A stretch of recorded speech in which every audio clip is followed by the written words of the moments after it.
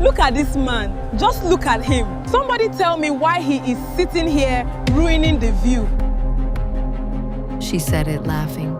200,000 people watched her say it. The old blind man on the pavement could not see her phone. He could not see her face. He could not see the comments filling with laughing emojis while she stood over him, like he was something the city had accidentally left behind.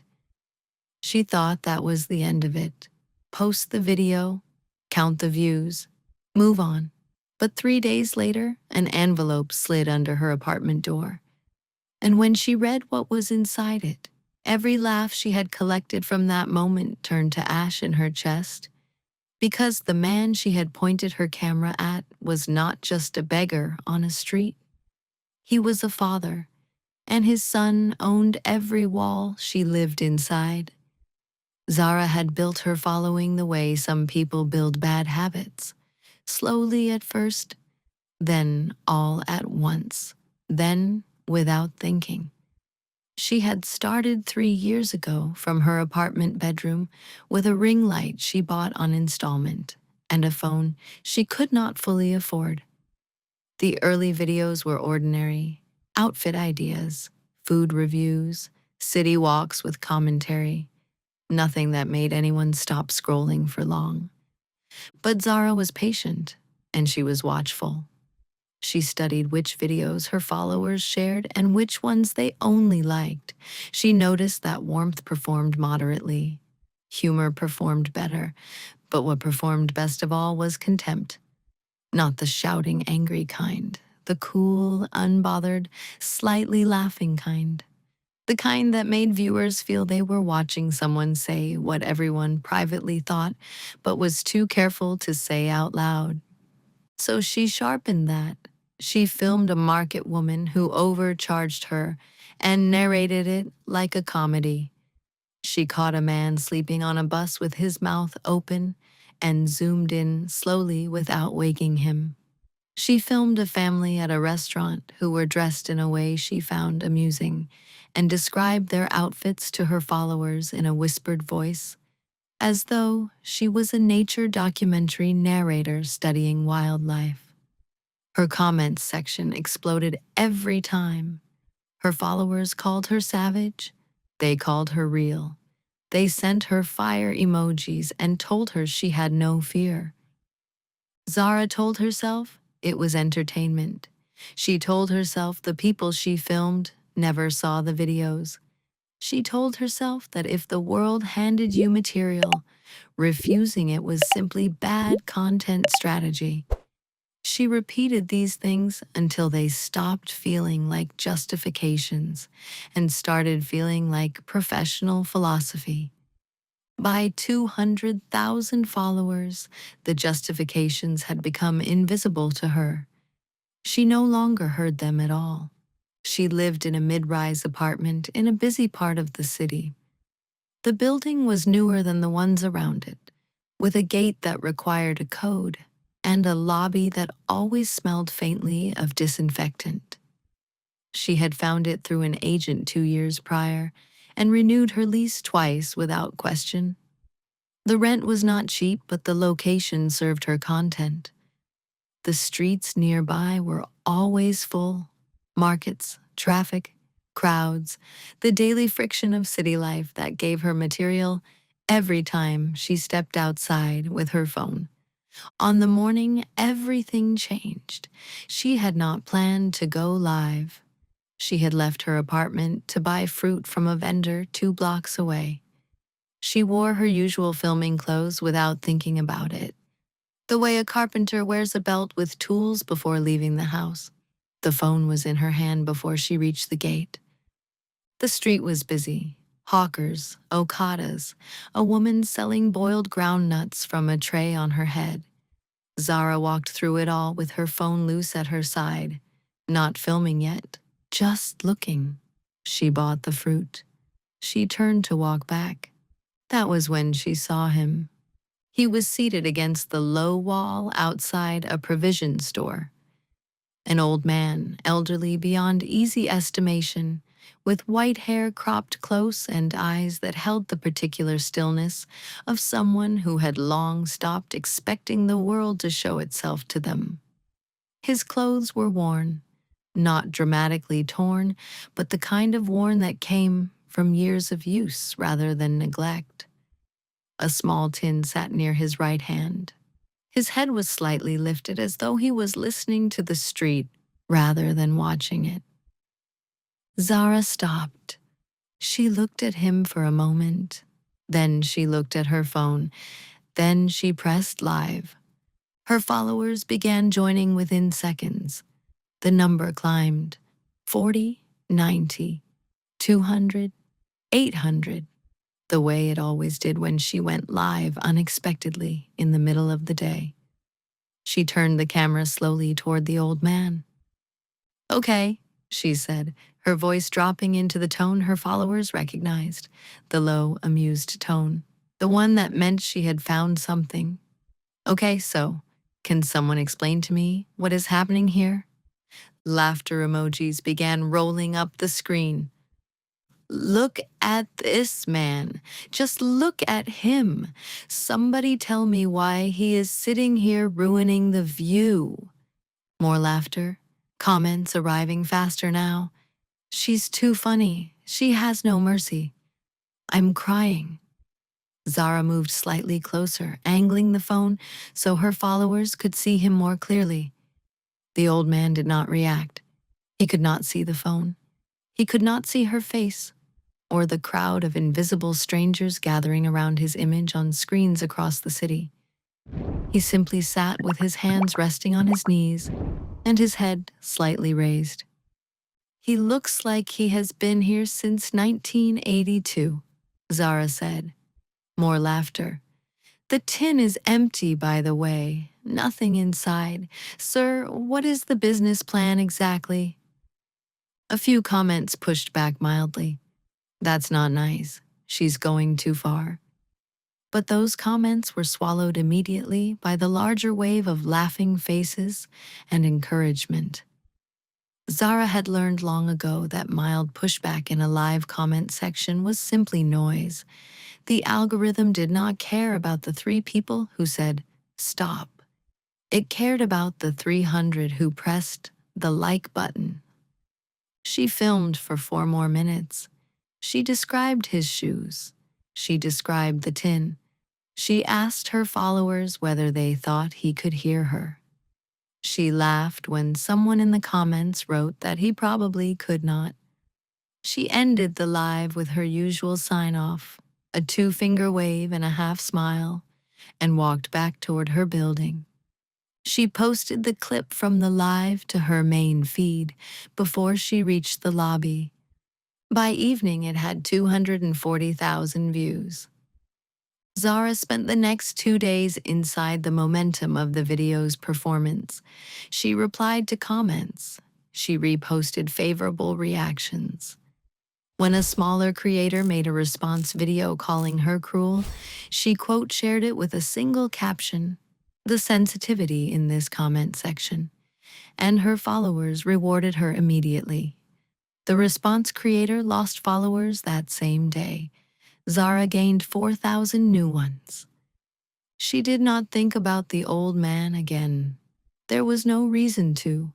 He was content. Content did not require further consideration once the numbers were in. On the 3rd morning, she woke to the sound of something sliding under her front door. She lay still for a moment, listening. Then she rose, crossed the room in her sleeping clothes, and picked up the envelope from the floor. It was plain white. Her name was written on the front in neat formal handwriting, not a delivery scrawl, but the deliberate script of someone who had taken time with each letter. There was no return address, no agency stamp, nothing to suggest what it contained. She opened it standing by the door. Inside was a single folded letter and a printed attachment. She read the letter first. It was brief. It informed her that the building in which she currently resided had recently undergone a change in primary ownership. The new owner had reviewed the existing tenant agreements and would be issuing updated lease terms effective the following month. All tenants were required to respond in writing within 14 days. The letter was signed with a name she did not recognize: Emmanuel Okafor, Director, Okafor Properties. She looked at the attachment. It was a formal notice of ownership transfer, stamped and dated, with the building's registered address printed at the top. Legal language she did not fully understand ran down the page in close type. She skimmed it. Then she set both documents on her kitchen counter and put the kettle on. She was not immediately alarmed. Buildings changed hands. Lease terms were updated. These were ordinary things that happened to people who rented. She would call her agent. Her agent would explain. Everything would be straightforward. She called her agent after breakfast. Her agent took a long time to answer. When she did, her voice was careful in a way Zara noticed but did not immediately understand. "The building has been acquired by a private owner," the agent said. "It happened quite recently. I was going to contact all tenants this week." Zara asked whether her lease would be honored. There was a pause before her agent answered. "That depends on the new owner," she said. "He has the legal right to restructure terms or decline renewal for any unit. Most landlords keep existing tenants when they acquire a building, but this one has requested individual reviews." "Individual reviews," Zara repeated. "Yes," her agent said. "He wants to speak with each tenant personally before confirming renewals." Zara felt the first small movement of unease. Not fear, just the low friction of something ordinary becoming slightly less ordinary. She told her agent to arrange the meeting and ended the call. She did not connect it to the video. There was no reason to connect it to the video. Buildings were bought and sold every week in this city. It was coincidence and nothing more. She told herself that for 2 more days. The meeting was arranged for a Thursday morning in the building manager's office on the ground floor. Zara dressed carefully, not formally, but well. She brought her lease documents in a folder and arrived 3 minutes early because punctuality suggested the kind of tenant worth keeping. She sat in the small waiting area outside the office and scrolled her phone while she waited. Notifications from the Beggar video were still coming in steadily, slower now as the initial momentum faded, but still present. Someone had shared it to a Christian WhatsApp group, and the reposts were reaching a new audience. She made a note to check the analytics later. The office door opened. A man stepped out and held it for her. He was younger than she expected from the formality of the letter, late 30s perhaps, with a calm face and the composed posture of someone who had spent years making decisions in rooms where other people were nervous. He was dressed simply. No display of wealth in his clothing, no heavy watch, nothing that announced itself. He gestured toward the chair across from his desk. "Miss Zara," he said. "Yes," she answered, settling into the chair and placing her folder on her lap. "Thank you for making time." He sat down. He looked at her with an expression she could not immediately read. Not unfriendly, not warm. The expression of someone who already knew the shape of the conversation and was simply waiting for it to begin. "I understand you have been a tenant here for 2 years, he said. "That's correct," Zara said. "I've always paid on time. I have records if you need." "I know," he said simply. She waited. He placed his hands flat on the desk and looked at her steadily. Miss Zara, I want to ask you something before we discuss lease terms, and I want you to answer honestly. Something shifted in the air of the room. Zara held her folder a little tighter. Of course. He reached to the side of his desk and turned a tablet toward her. The screen showed a paused video. She recognized it before he pressed play. She recognized the wall behind her own image. She recognized the tin on the pavement. He pressed play. Her own voice filled the small office. Look at this man. Just look at him. Somebody tell me why he is sitting here, ruining the view. Zara felt the blood move away from her face. He let it play for 30 seconds. Then he stopped it. He turned the tablet back toward himself and looked at her without raising his voice. That man, he said, is my father. The silence in the room was complete. Zara opened her mouth. Nothing came out immediately. She closed it. She looked at the tablet, then at him, then at her hands. Her folder felt suddenly like a prop from a play she had not prepared for. His name is Elder Okafor, the man said. His voice remained even. He lost his sight 11 years ago, from a condition we could not treat in time. After my mother passed, he refused to remain inside the house. He said sitting on that street made him feel close to people. He said he could hear the city, and it comforted him. I have tried many times to bring him home. He always returns to that same wall. Zara pressed her lips together. I saw your live, Emmanuel continued. Not by searching for it. Someone sent it to me. A cousin who thought I should see what people were doing on the internet. I watched it twice. The first time I was angry. The second time I watched my father's face while you were speaking. He could not see you. He did not know what was happening around him. He simply sat with his hands on his knees and listened to the street the way he always does. He paused, and 200,000 people watched someone laugh at him for that. Zara found her voice at last. It came out smaller than she expected. I didn't know he was blind, Emmanuel said, or someone's father. She stopped. Both of those things were true before you picked up your phone, he said, knowing one of them might have changed what you did. But which one? The question sat between them like something neither of them could move. Zara looked down at her folder, her lease documents, the papers she had brought to prove she was a reliable tenant, the organized evidence of a life she had constructed carefully in this building while spending 3 years finding other people's dignity laughable.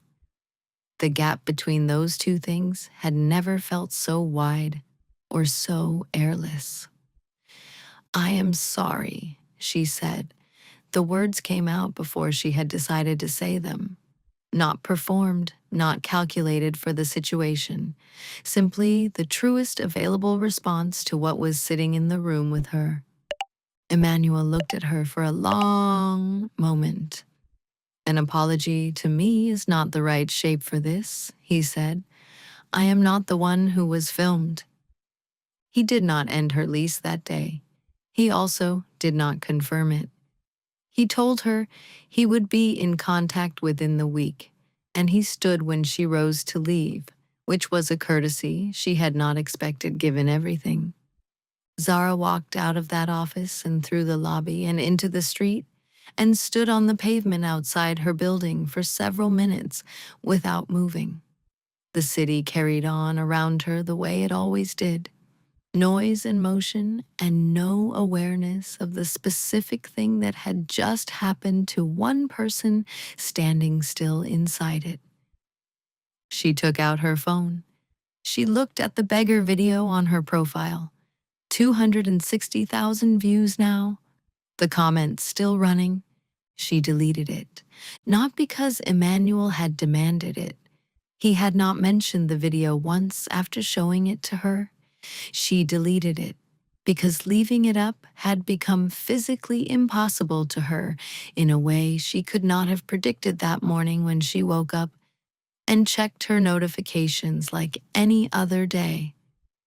Then she did something she had not done in 3 years of content creation. She sat down on the pavement outside her own building, on the same kind of low wall where Elder Okafor sat every day.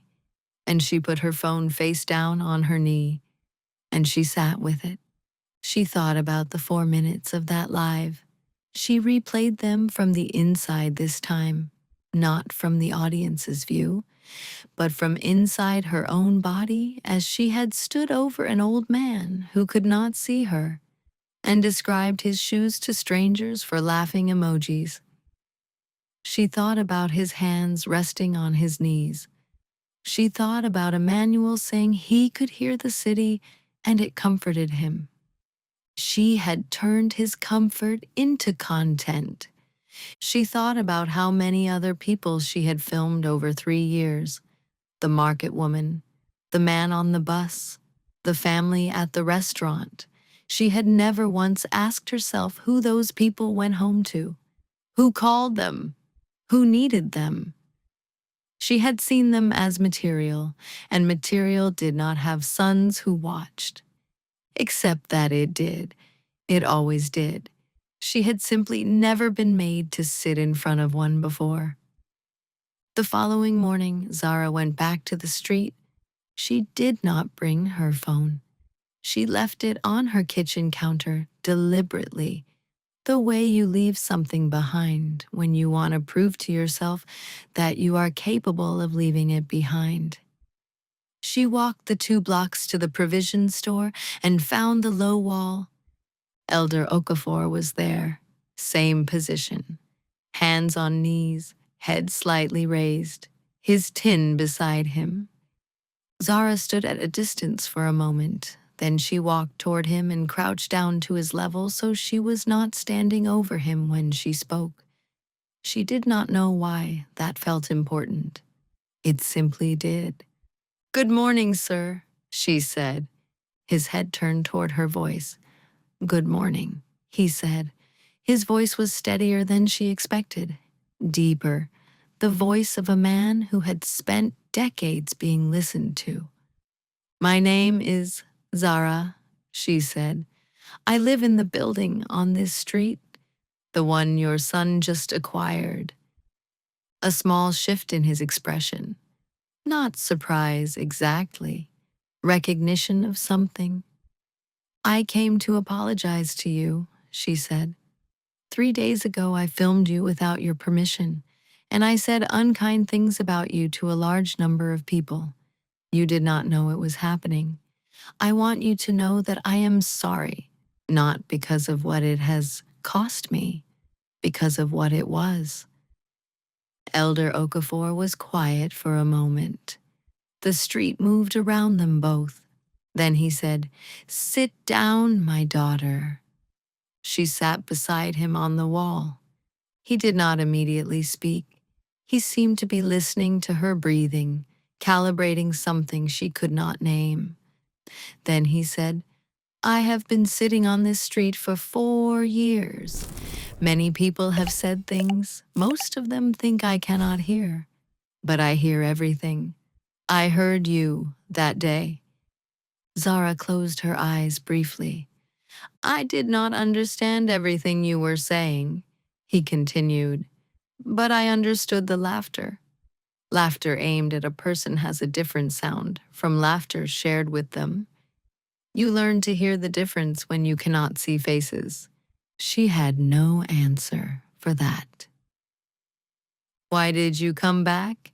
he asked. She thought carefully before answering.